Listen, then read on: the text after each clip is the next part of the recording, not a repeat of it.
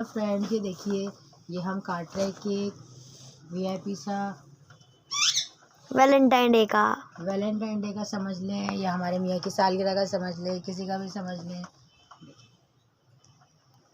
और ये हम काटने के लिए जा रहे हैं, आप लोग बताइएगा कि कैसा है। खाना वाना हमने खा लिया है, जो हमने बनाई थी यमी यमी सी बिरयानी मंगवाई थी, तो वो हमने खा ली है। चलो सुमेर से जलाओ। मैं भी जलाऊंगा, एक मैं जलाऊंगा, मुझे नहीं जलाने दिए। ये लाइटर जले जब ना। ये बच्चों में हो रही है लड़ाई। चलो बस आपने ही जला दिया, अब शाम वाला जो केक आएगा वो अरशान काटेगा। सही है, अरशान पकड़ लो। चलो भाई सही है।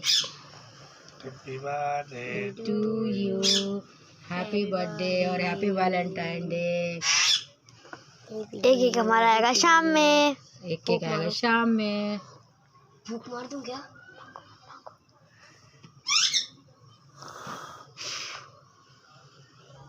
मुझे कोई खिलाओ।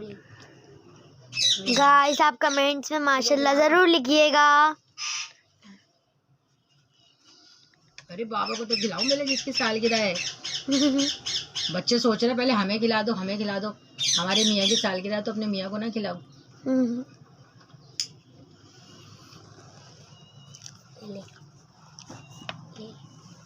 बड़ा फूल है वो।